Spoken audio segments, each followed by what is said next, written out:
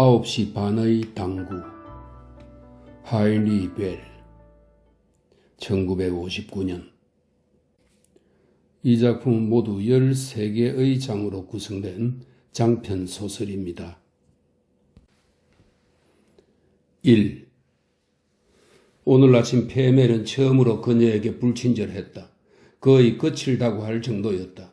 그는 그녀에게 11시 30분쯤 전화를 걸었는데 이때 이미 목소리에는 화가 나 있었다.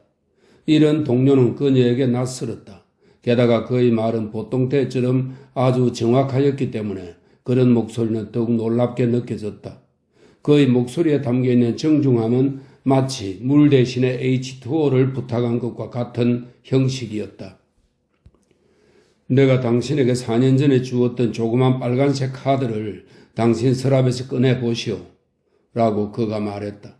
그녀는 오른손으로 책상 서랍을 열고 초콜릿 한 갑과 면 걸레와 노 닦는 세제를 옆으로 밀어놓고 빨간색 카드를 꺼냈다.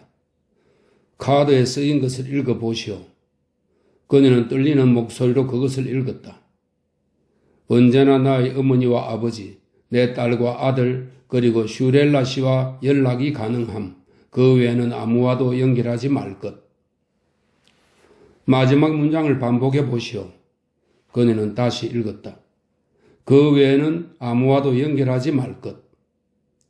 그건 그렇고 당신은 내가 가르쳐준 전화번호가 호텔 프린츠 하이니의 전화번호라는 것을 도대체 어디서 알았어? 그녀는 잠자코 있었다. 내가 지시한 것을 비록 그 일이 4년 전의 것이라 하더라도 당신이 따라야 한다는 것을 나는 강조하고 싶소. 부탁합니다. 그녀는 잠자코 있었다. 바보 같은. 이번에는 부탁합니다 라는 단어를 잊어버렸나? 그녀는 중얼거리는 소리, 택시 하고 부르는 소리, 경적을 울리는 소리를 들었다.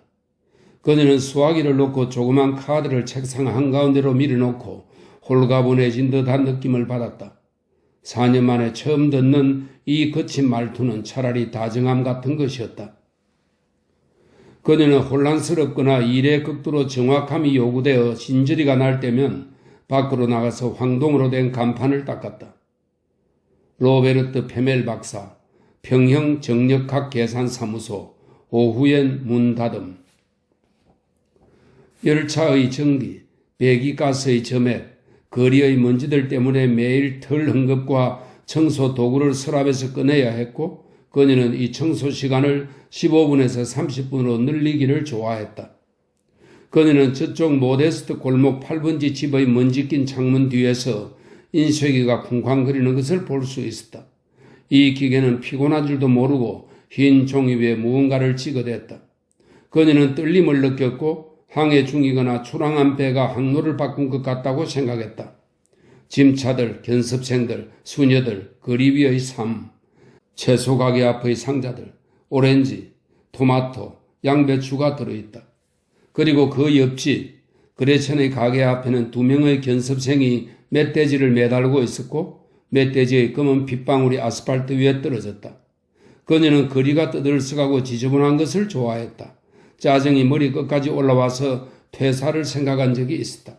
그리고 어느 더러운 가게에서, 즉 뒷골목에서 운영되는 가게에서 일해볼까 하는 생각을 했다. 그곳은 전선, 양념, 양파를 팔고 멜빵을 아래로 늘어뜨리고 신뢰감을 주기 위해 사람들이 거절할 수 있는 소통을 하고자 애쓰는 말끔하지 않은 사장들이 있다. 그곳은 사람들이 치과에서 차례를 기다리면서 시간을 보내기 위한 곳이기도 하고 여자 동료의 약혼을 위해 돈을 모으는 곳이기도 하다. 또 가정의 축복을 위한 돈 또는 사랑에 관한 책을 사기 위한 돈을 모으는 곳이기도 하다. 동료의 지저분한 농담이 어떤 사람에게는 우리는 스스로 순수하게 남아있어야 한다라는 말을 상기시키는 곳이기도 하다. 삶이 있는 곳이다. 이 말끔한 질서를 옷을 깔끔하게 차려입고 흠없이 친절한 사장을 상기시키는 곳이 아니다. 그녀에게는 섬뜩한 느낌이 들었다.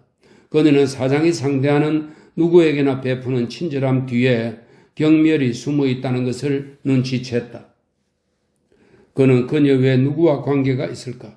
아무리 돌이켜 생각해 보아도 그가 다른 사람과 이야기를 나누는 것을 본 일이 없었다. 그의 아버지, 아들, 딸을 제외하고 말이다. 그녀는 한 번도 그의 어머니를 본 일이 없었다. 그의 어머니는 어느 정신병 요양소에 살고 있다. 그런데 이 빨간색 카드에 이름이 적힌 슈렐라 씨는 한 번도 그를 찾아온 일이 없었다. 페멜이 상담 시간을 마련해 놓지 않았으므로 전화로 문의해오는 고객들에게 그녀는 페멜에게 서면으로 접촉할 것을 부탁할 수밖에 없었다. 그녀가 무언가 잘못을 저지르면 그는 단지 지적하는 듯한 손짓을 할 뿐이었다. 그리고 이렇게 말했다. 괜찮습니다. 다시 한번 해주시겠소? 그녀가 잘못을 저지르는 일은 거의 없었고 또 그녀 스스로 잘못을 발견해냈기 때문이었다. 어쨌든 그는 해주시겠소? 라는 말을 결코 잊어버리는 일이 없었다. 그녀가 그에게 부탁하기만 하면 그는 몇 시간이건 며칠이건 그녀에게 자유시간을 주었다. 그녀 어머니가 돌아가셨을 때 그는 그녀에게 말했다. 그러면 4일간 사무실 문을 닫아야 하겠군요. 아니 일주일간 닫는 것이 낫겠소? 그러나 그녀는 일주일씩 원하지는 않았다. 4일도 바란 것이 아니었다. 단지 3일 정도를 원했다. 사실 3일조차 텅 빈 집에 혼자 있는 것은 그녀에게는 긴 것이었다. 연미사와 장례식 때에 그는 당연히 완벽한 검은 복장을 하고 나타났다. 그의 아버지, 아들, 딸도 커다란 조화를 가지고 왔다. 그들은 무덤 옆에 조화를 내려놓고 연도를 경청했다. 그녀가 좋아했던 그의 늙은 아버지는 그녀에게 나직이 말했다. 사랑하는 아이, 우리 페멜가는 죽음을 알고 있다네. 죽음의 의미를 아주 잘 알고 있어요. 그는 그녀가 부탁하는 것은 아무 대꾸 없이 들어주었다. 그래서 해가 갈수록 그녀는 그에게 부탁하는 일이 점점 어렵게 느껴졌다. 그는 근무 시간을 점점 단축했다. 첫 해에 그녀는 아침 8시부터 오후 4시까지 근무했다. 그러나 2년 전부터 그녀는 8시부터 1시까지면 일을 끝낼 만큼 익숙해졌고 심지어 시간이 지루할 정도로 남아서 청소 시간을 30분 늘렸다. 청동 간판에 한 점의 얼룩도 남아있지 않도록 닦았다. 그녀는 한숨을 쉬며 세제가 담긴 병마개를 닦고 헝겊을 접었다. 인쇄기는 계속 들거덩거리며 흰 종이 위에 유익한 것을 가차없이 찍어댔고 멧돼지는 여전히 핏방울을 흘리고 있었다. 견습생들, 짐차들, 수녀들, 그리 위에는 삶이 있다. 책상 위에는 빨간 카드가 놓여 있고 그의 건축가다운 말끔한 필지로 그 밖에는 누구에게도 라고 쓰여 있다. 또 지루할 때면 그녀가 호기심에서 얼굴을 붉히며 조심스럽게 확인했던 프린츠 하이니 호텔 전화번호가 쓰여 있다. 이 이름은 그녀의 기분에 새 활기를 주었다. 그는 프린츠 하이니 호텔에서 아침 9시 30분부터 11시 사이에 무엇을 할까? 바보 같은 이라는 얼음같이 차가운 전화 목소리가 생각났다. 그는 정말로 부탁합니다 라는 말을 덧붙이지 않았던가? 그의 말투가 달라진 것이 그녀를 희망차게 했으며 그녀가 기계적으로 해나갈 수도 있었을 일에 대해 위안을 주었다. 4년 동안 변하지 않는 두 가지의 견본 편지가 있다. 그녀는 그 편지들을 전임 여직원의 복사본 중에서 이미 발견했다. 한 편지는 주문하는 고객에게 보내는 것으로 우리를 믿어주셔서 감사합니다. 주문하신 건은 신속하고 정확하게 처리할 것입니다. 최상의 경의를 표하며 이고 두 번째 편지는 계산상의 서류를 손님에게 다시 보낸 것이었다. X 건축 설계에 대한 원하시는 자료를 동봉합니다. Y 상당의 보수를 우리의 은행 계좌로 송금해 주시길 부탁합니다. 물론 그녀에게는 X에 대해 결정할 재량이 있었다. 예를 들면 어떤 출판업자를 위한 숲가의 집, 한 교사를 위한 강변의 집, 홀레벤 거리의 고가 철길, Y라는 보수는 간단한 기준에 따라서 그녀 스스로 계산해내야 했다. 또 그의 3명의 동료 직원 칸더스, 슈리트, 호브레트와의 편지 교환 일이 있었다. 그녀는 주문서가 도착한 순서대로 그들에게 그것을 보내야 했다. 이때 페멜은 이렇게 말했다. 이것으로 자동적인 진행 과정에서 그들이 공정함을 얻고 행운이라는 기회를 얻게 되는 것입니다. 서류가 되돌아오면 칸더스가 계산한 것을 슈리트에게, 호우브레트가 계산한 것을 칸데스에게, 슈리트가 계산한 것은 호우브레트에게 다시 검토하도록 보내줬다. 카드 분류를 정리하고 일상 비용을 기재하고 도표들을 사진으로 복사를 하고 그리고 각 건축물 계획을 페멜 개인 문수함에 세워놓기 위해서 엽서의 2배 크기로 사진 복사를 해야 했다. 그러나 대부분의 일은 편지에 우표를 붙이는 것이었다. 초록, 빨강, 파랑, 호이스 우표의 뒷면을 작은 스펀지에 찍어서 노란 봉투의 오른쪽 위 귀퉁이에 우표가 깨끗이 붙도록 하는 것이었다. 그녀는 갈색, 보라색, 노란색의 호이스가 아래에 있을 때면 분위기의 변화를 느꼈다. 페멜은 하루에 1시간 이상 사무실에 머물지 않는다라는 원칙을 만들었다. 그는 편지 아래에 있는 최고의 경의를 표하며 라는 문구 밑이나 보수에 대한 안내 밑에 자신의 이름을 썼다. 1시간 이상 걸릴 만한 주문이 있을 때는 주문을 거절했다. 이런 경우를 위해서는 이런 문구의 복사된 쪽지가 준비되어 있었다. 안타깝지만 업무량 폭주로 기회의 소중한 주문을 포기합니다. F. 그녀는 아침 8시 30분부터 9시 30분까지 그의 맞은편에 앉아 있었다. 이때 그녀는 그가 먹거나 마시는 것과 같은 친밀하고 인간적인 행동을 한 것을 본 적이 없었다. 무엇을 먹거나 마시거나 담배를 한 모금 빤 것을 본 적이 없었다.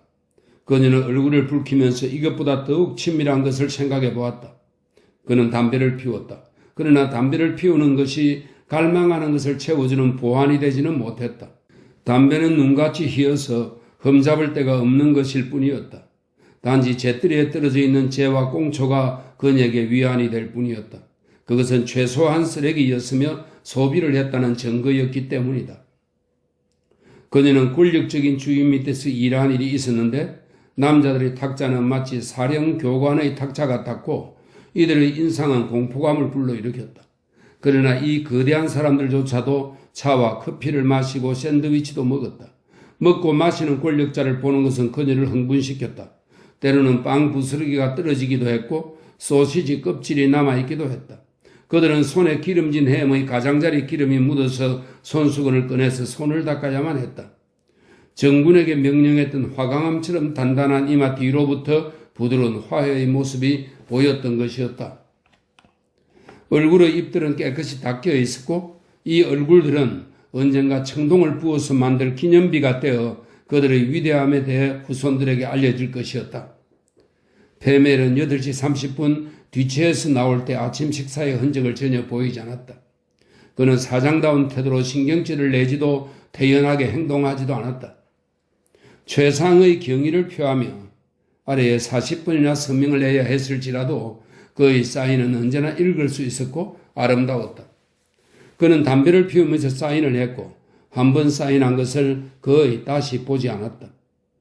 9시 30분 정각 그는 외투와 모자를 들고 말했다. 내일 봅시다. 그리고 사라졌다. 그는 9시 30분부터 11시까지는 프린츠 하이니 호텔에 11시부터 12시까지는 갑대 존스에 있었으며 그의 어머니, 아버지, 딸, 아들 그리고 슈렐라 씨만 연결이 가능했다. 12시부터는 산책을 했고 1시에는 딸을 만나서 레벤 레스토랑에서 점심을 했다. 그녀는 그가 오후 시간과 저녁 시간을 어떻게 보내는지는 몰랐으며 단지 아침마다 7시 미사에 참석하고 7시 30분부터 8시까지는 딸과 함께 있으며 8시부터 8시 30분까지는 혼자서 아침 식사를 한다는 것을 알고 있었다. 아들이 온다고 연락이 오면 그가 정말로 기뻐하는 것을 보고 그녀는 매번 놀랐다. 그때마다 그는 창문을 열고 모데스트 성문 쪽을 내려다 보았다. 꽃이 배달되고 아들이 집에 와 있는 동안 가사 도우미가 고용되었다. 그의 콧장등에 있는 작은 흉터는 흥분하여 발그레해졌고 청소하는 아주머니들은 어두운 안채를 드나들면서 포도주 병들을 꺼내와 복도에 늘어놓았다. 중고 상인들을 위한 것이었다. 빈병은 점점 많아졌다. 처음에는 5줄로 세웠으나 복도의 길이가 충분치 않아서 나중에는 10줄로 세웠다. 210병이었다. 5월 초부터 9월 초 사이에 매일 1병 이상을 마셨다는 계산이 나왔다. 그는 한 번도 술 냄새를 풍긴 적이 없었고 손을 떨어본 적도 없었다. 어두운 잿빛의 경직된 숲은 비현실적이 되었다. 그녀가 그를 실제로 보았을까? 아니면 그는 단지 그녀의 꿈속에만 존재했던 인물이었을까? 그녀는 슈리트나 호브레트, 칸더스도 본 적이 없었다. 그들은 서로 멀리 떨어져 각자의 작은 둥지에 웅크리고 있었다. 이들 중 한 사람이 다른 사람의 실수를 찾아낸 일이 딱 2번이 있었다. 슈리트가 시의 수영장 기초공사를 잘못 계산했을 때 호브레트가 이것을 발견해내었다. 그녀는 매우 흥분했다. 그러나 페멜은 그녀에게 붉은 연필로 설계도의 가장자리에 슈리트가 한 것과 호브레트가 한 것을 확실히 구분해 놓으라고만 말했다. 그녀는 그가 전문가라는 명백한 사실을 처음으로 뼈저리게 깨달았다. 그는 계산자와 도표 그리고 끝이 뾰족한 연필을 들고서 자기 책상에 30분 동안 앉아 있었다. 그리고는 말했다. 호브레트가 맞소. 수영장은 늦어도 3달 후엔 붕괴될 것이요. 그는 슈리트를 탓하지도 호브레트를 칭찬하지도 않았다. 그는 감정평가서에 서명할 때 이번만 하고 웃었다. 그녀는 그의 웃음이 그의 정중한 만큼이나 오싹했다. 2번째 실수는 호브레트가 했다. 빌헬름 스쿨레에 있는 시 고가 철도의 서류들을 계산할 때 실수를 범했다. 이번엔 칸더스가 그것을 찾아냈다. 그녀는 페멜이 다시 책상에 앉아 계산하는 것을 보았다. 4년 동안 2번째 있는 일이었다. 그녀는 다시 붉은 연필로 호브레트와 칸더스가 한 것을 구별해야 했다. 이런 사건들로 인해서 그는 이 사무실에서 일하는 사람들이 각기 다른 색깔로 표시하게 하는 생각을 해냈다. 킨더스는 붉은색, 호브레트는 초록색, 슈리트는 노란색. 그녀는 입속의 초콜릿 한 조각을 오물거리며 천천히 글을 썼다. 한 여배우용 주말 별장. 2번째 초콜릿을 입속에서 녹이며 썼다. 사회시설 정축. 공익 중에서 가장 공익적인 사회시설의 충족. 고객의 이름과 주소는 항상 달랐다. 제출되는 신청서를 보면 그녀는 자기도 참여하고 있는 느낌을 받았다. 돌, 플라스틱 판, 철판, 유리기와 시멘트, 포대는 상상할 수 있었다. 그러나 슈리트, 칸더스, 호브레트는 상상해 가지 않았다. 그녀가 그들의 주소를 매일 썼을지라도 말이다. 그들은 사무실에 근무하지 않았고 그녀는 그들에게 전화를 거는 일도 편지를 쓰는 일도 없었다. 그들은 설명 없이 그들이 내린 평가와 근거 자료를 돌려보내기만 했다. 무엇 때문에 편지를? 페멜은 말했다. 우리가 이곳에서 고백하는 것을 모을 필요는 없습니다. 어떻게 그런 생각을? 가끔 그녀는 서가에서 백과사전을 꺼내어 매일 아침 봉투에 써온 지명을 조사해 보았다.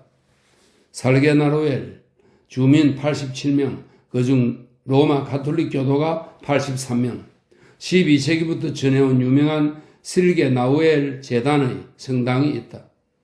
그곳에 칸더스가 살았다. 보험 카드에 있는 그의 인적 사항은 37살, 40, 로마 가톨릭이라고 되어 있다. 슈리트는 더 북쪽에 있는 걸루두움에 살았다. 주민 1988명, 그중 신교도 1812명, 로마 가톨릭 교도 176명, 마리나딘 산업체와 가톨릭 학교가 있다. 슈리트는 나이가 48살이고 결혼을 했으며 신교도이고 자녀가 둘이 있다.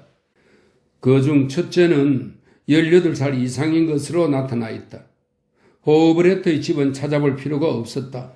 옴니버스로 35분 걸리는 교회 블레센펠트에 살고 있었다. 그녀는 가끔 그를 불시에 한번 찾아가 볼까 하는 어리석은 생각을 했다. 그가 실제로 그곳에 살고 있는지 확인하고 싶었다. 그의 목소리를 듣고 그를 바라보고 그와 악수하고 싶었다. 그러나 그는 나이가 아직 많지 않았다. 이제 겨우 32살이었다. 그리고 그가 미혼이라는 사실이 그에게 그녀가 다가가는 것을 주저하게 했다. 백과사전에는 마치 신분증에 해당 인물이 쓰여 있듯이 칸더스와 슈리트의 주거지를 표시하고 있고 블레센펠트가 그녀에게 익숙한 곳이었지만 그녀에게 세 사람은 상상이 되지 않았다. 그녀가 그들을 위해 매달 보험료를 송금하고 우편안을 기재하고 잡지와 일정표를 보냈을지라도 말이다. 그들은 빨간 카드 위에 쓰인 슈렐라라는 인물처럼 비현실적이었다. 페멜은 그에게는 언제나 연락 가능하다고 틀어놓았으나 그는 4년 내 단 한 번도 페멜에게 연락을 시도하지 않았다. 그녀는 그를 처음으로 거칠게 만든 원인이 되었던 빨간 카드를 책상에 올려놓았다. 10시경 사무실로 와서 급하게 매우 긴박하게 페멜과의 대화를 요구했던 신자의 이름이 무엇이었던가? 그는 키가 컸다. 흰머리에 약간 붉은 얼굴을 하고 아주 훌륭한 음식 냄새를 풍기고 질이 좋은 옷을 입고 있었다. 즉 신사는 권력과 품위와 대단한 매력을 이런 방식으로 통합시켜 표현했고 그 방식은 그를 거부할 수 없게 했다. 그가 웃으면서 자기의 직함을 중얼거릴 때 마치 장관 같은 느낌이었다. 장관급이거나 장관실 실장, 장관실 관리인 같은 것이었다. 그녀가 페밀이 있는 곳을 알려주는 것을 거부하자 그는 호주머니에서 손을 빼서 급히 그녀의 어깨에 올려놓았다. 착한 아이, 그가 어디 있는지 알려주시죠. 라고 말했다.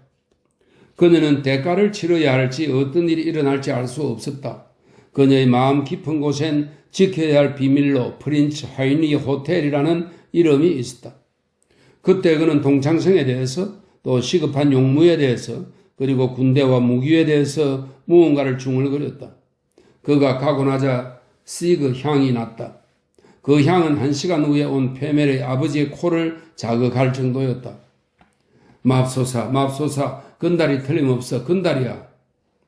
노인은 벽을 따라가며 냄새를 맡았다. 책상 위에다 코를 댔다. 노인은 모자를 쓰고 나가더니 몇 분 후 담배가게 주인과 함께 돌아왔다. 노인은 50년 전부터 이 가게의 단골이었다. 두 사람은 한참 문 앞에서 냄새를 맡더니 흥분한 개처럼 사무실 안을 이리저리 돌아다녔다. 담배가게 주인은 책상 밑으로 기어들어갔다. 그곳에는 한 줄기 담배 연기가 아직도 흩어지지 않은 채 있었다. 그는 일어서서 손의 먼지를 털어내고 득이만만한 미소를 지으며 말했다. 알았습니다, 영감님. 그것은 파르타카스 에미넌트였습니다. 그건 내게 보여줄 수 있어? 물론입니다. 미리 준비하고 있습니다. 내가 여기서 맡은 향과 같지 않으면 혼날 줄 알라고 담배가게 주인은 다시 한번 향을 맡아보았다. 영감님, 파르타카스 에미넌트입니다. 아니면 목을 자르십시오. 한 대에 4마르크 몇 대 드릴까요? 한 대에 4마르크라고? 이봐 콜벳이 내 할아버지의 주급이 그만큼이었어. 나는 고인을 존경합니다. 당신이 알다시피 나는 예민한 사람이요. 그 건달은 담배 2만 개위를 태워 없앤 것이요. 그것은 내 아들이 이곳에서 피웠던 양이요. 그녀는 자기가 있는 곳에서 노인이 시가를 피우는 것을 큰 영광으로 느꼈다.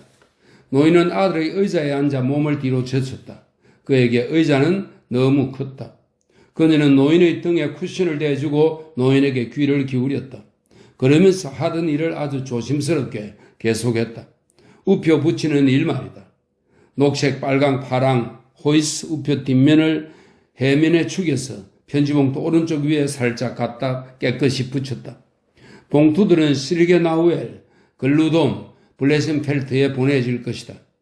한편 노인은 50년 전부터 헛되이 찾아야 했던 즐거움을 정확히 찾은 것 같았다.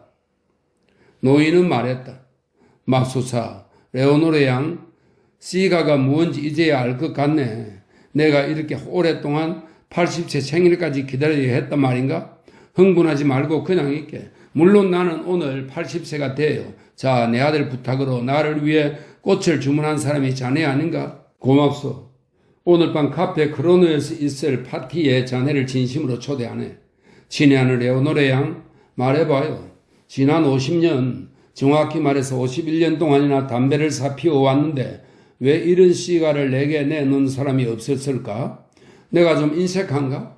자네도 알다시피 난 인색한 적이 없는데 젊었을 때는 한 대에 10페니짜리를 피우다가 조금 더 벌면서는 20페니짜리, 그 뒤로는 60페니짜리를 수십 년 동안 피웠어. 한 대에 4마르크나 되는 이런 시가를 입에 물고 거리를 걷고 사무실을 떠나다는 사람들은 어떤 사람일까? 4마르크짜리 시가를 마치 1그루센짜리 작은 여송년을 피우는 것처럼 피우는 사람들 말이요. 아침 식사와 점심 식사 사이에 할아버지 주급의 세배식을 태워버리고 그 향을 남기는 사람들은 어떤 사람들일까? 나 같은 늙은이에게 유령이 남아서 아들 사무실에서 개처럼 이리저리 쿵쿵거리며 기어다니게 하는 사람들은 어떤 이들이요?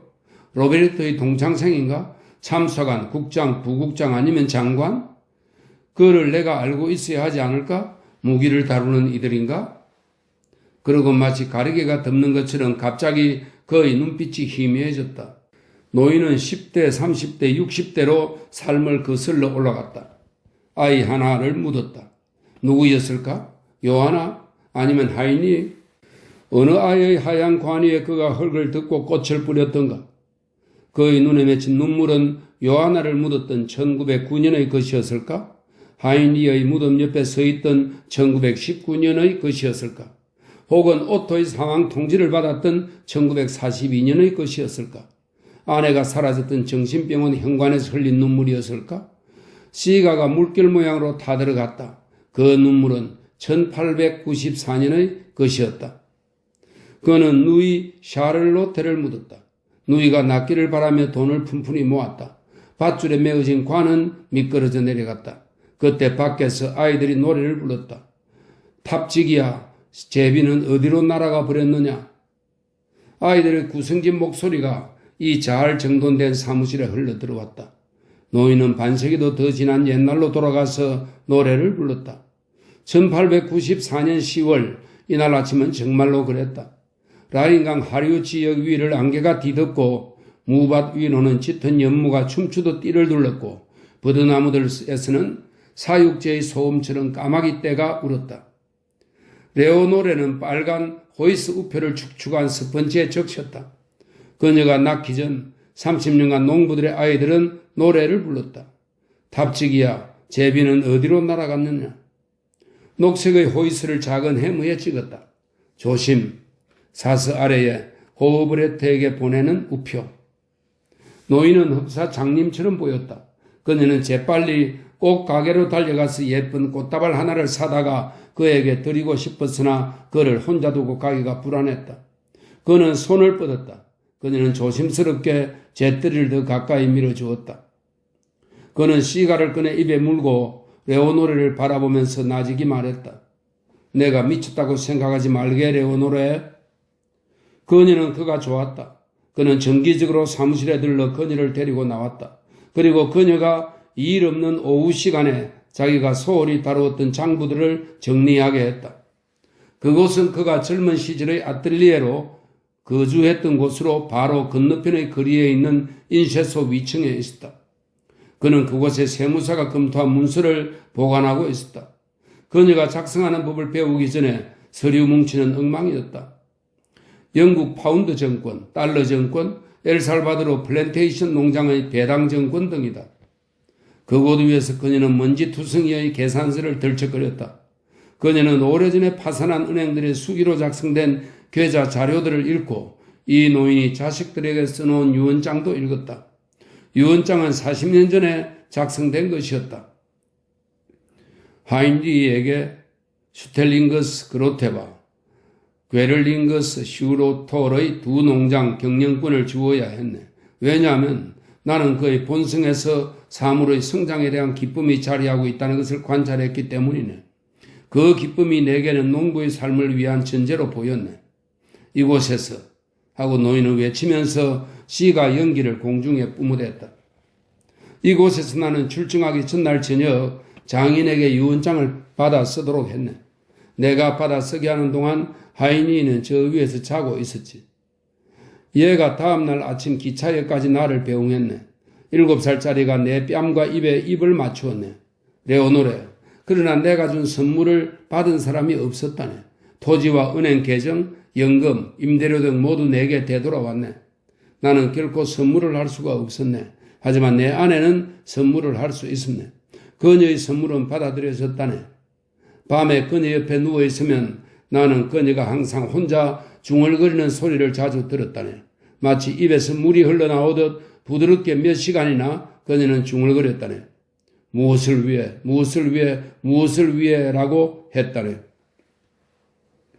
노인은 다시 눈물을 흘렸다. 이번엔 유니폼을 입은 예비역 공병 대위, 추밀은 고문관인 하이니리 페멜이 7살 난 아들의 죽음을 매장하기 위해서 특별 휴가를 받아서 왔다. 흰 관은 킬프가의 납골당에 안치되었다. 벽은 어두컴컴하고 습했으며 1917이라는 죽음의 해를 알리는 금빛 숫자는 햇빛처럼 새롭게 빛났다. 검은 비로도 옷을 입은 로베르트는 밖의 마차 안에서 기다리고 있었다. 레오노르는 보라색 우표를 떨어뜨렸다. 그녀는 슈리트에게 보낼 편지에 우표를 붙일 마음이 나지 않았다. 공동묘지의 문 앞에 있는 마차의 말이 성급하게 힝힝거리는 동안에 2살의 로베르트 페멜은 말고삐를 붙잡고 있어도 되었다. 검은 가죽의 가장자리는 낡았고 1917년이라는 금빛의 숫자는 햇빛보다 더 밝게 반짝거렸다. 그는 어디를 쏘다니는 건가? 그는 무엇을 하는 건가? 내 아들, 내게 남은 유일한 아들 말이네. 레오노레, 매일 아침 9시부터 11시까지 프린츠 하이니의 호텔에서 무엇을 하는 것인가? 이 아이는 말이 여물 주머니를 달고 다니는 것 같아 안심이네. 하지만 대체 무엇을 하고 다니는지 내게 말 좀 해주게, 레오노레. 레오노레는 보라색 우표를 집어들고 망설이며 나직이 말했다. 저도 그가 그곳에서 무엇을 하는지 모릅니다. 정말 모릅니다. 노인은 아무 일도 없었다는 듯이 담배를 들고서 빙그레 웃으며 안락의자에 누웠다. 오후의 일을 위해 자네와 약속을 단단히 해야겠는데 어떻게 생각하나? 내가 데리러 올 거네. 함께 점심을 하고 2시부터 4시까지, 시간이 괜찮으면 5시까지 저 위의 사무실에서 서류 정리를 도와주게. 어떻게 생각하나, 레오노레 양? 그녀는 네 하고 고개를 끄덕이며 대답했다.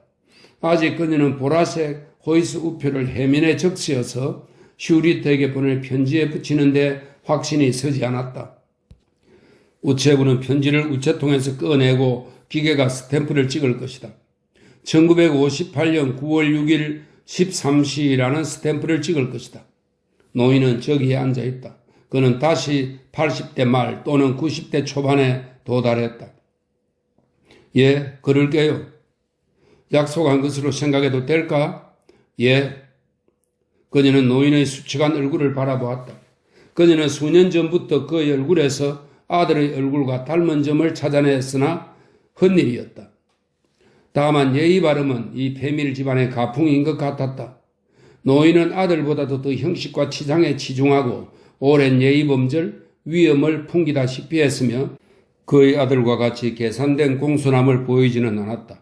아들은 무미건조한 사람으로서 건조하지 않은 호의는 발휘할 능력이 없음을 단지 회색빛 눈초리에서 감지할 수 있었다. 노인은 손수건을 정말로 자주 사용했고 시가를 태우며 가끔 그녀의 헤어스타일이나 혈색을 칭찬하기도 했다. 그의 양복은 적어도 낡고 색깔이 바랬으며 넥타이는 늘 약간 비스듬히 메어져 있었다.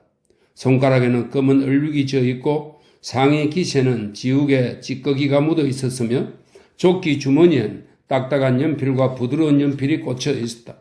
이따금 그는 아들의 책상에서 종이 한 장을 꺼내 천사의 모습을 스케치하기도 하고 하나님의 어린 양, 나무 한 그루, 밖에서 급히 지나가는 사람들의 초상을 그리기도 했다.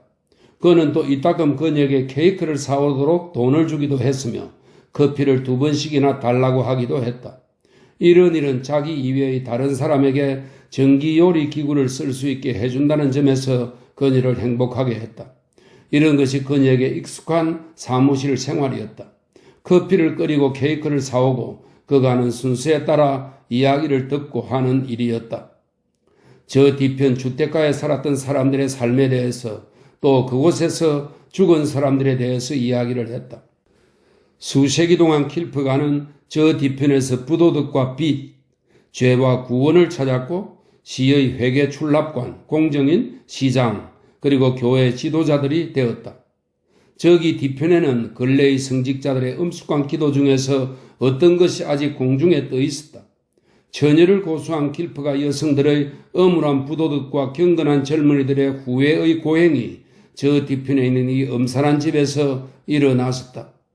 이 집에는 이제 조용한 오후에 창백한 얼굴에 검은 머리카락의 소녀가 학교 숙제를 하면서 아버지를 기다리고 있다. 아니면 아버지는 오후에는 집에 있을까? 210병의 포도주가 5월 초에서 9월 초 사이에 모두 빈병이 되었다. 아버지가 혼자서 다 마셨을까? 딸하고 마셨을까? 아니면 유령하고 함께 마셨을까? 아마도 그를 만나려고 해본 적이 없는 슈렐라 씨와 함께 마셨을까? 모든 생각은 전혀 사실이 아니었다. 50년 전 바로 이 자리에 앉아서 공정인 사무실의 비밀을 지켜온 사무원의 머리 색깔이 잿빛 금발이었을 것이라는 생각보다 더 현실성이 없는 것이었다. 그래요, 레오노레. 당신이 지금 앉아있는 바로 그 자리에 그녀가 앉아 있었어요. 그녀의 이름은 요세핀이었어요. 그는 그녀 머리카락, 그녀 혈색에 대해서도 호의를 표현했었을까? 노인은 웃으면서 자기 아들 책상 위에 걸린 격언을 가리켰다. 그것은 과거로부터 내려온 유물 중 유일하게 남은 것으로 마호가니 위에 흰색으로 그려져 있었다. 그녀의 오른손에 선물이 가득하다. 킬프가의 격언은 페멜가의 청렴 결백과 같은 것이었다. 내 두 처남은 법률에 전혀 관심이 없었다네. 처가의 마지막 남성 후손이었는데 말이야. 한 명은 창기병으로 끌려갔고 다른 한 명은 집에 있었다네. 그러나 둘은 같은 날, 같은 부대, 같은 공격 작전에서 죽었다네. 에르비르 후테 근처에서 말을 타고 쏟아지는 기관 총탄 속으로 뛰어들었던 것이었어. 길프라는 이름은 사라졌고 그들은 성홍열처럼 흐르던 부도덕을 무덤 속으로 가져갔다네. 그리고 그것을 에르비르 후테 근처에 묻어버렸다네. 노인은 바지가랑이에 묻은 회반죽 자국을 그녀에게 집어달라고 할 때면 기분이 좋았다.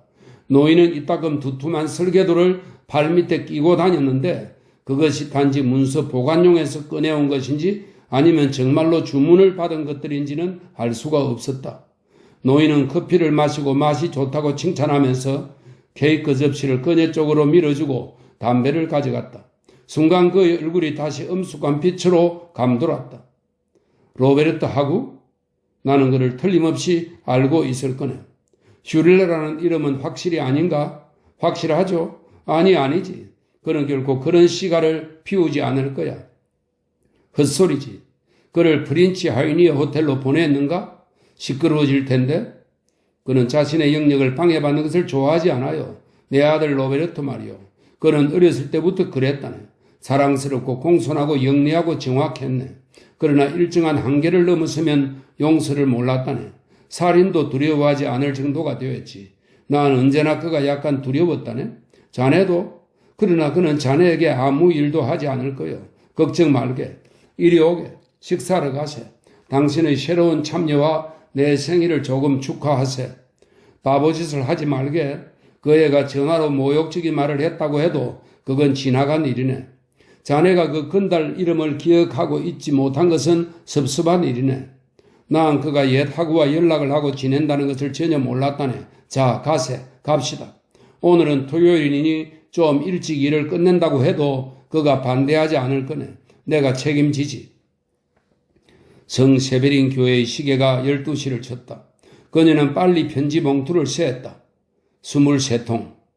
편지 봉투를 접어서 손에 꼭 쥐었다. 노인은 한 30분쯤 그녀와 함께 있었을까?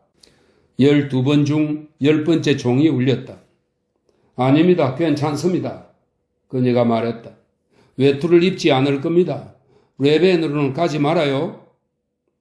단 30분 동안의 일이었다. 인쇄기의 들거덩거리는 소리는 더 들리지 않았다.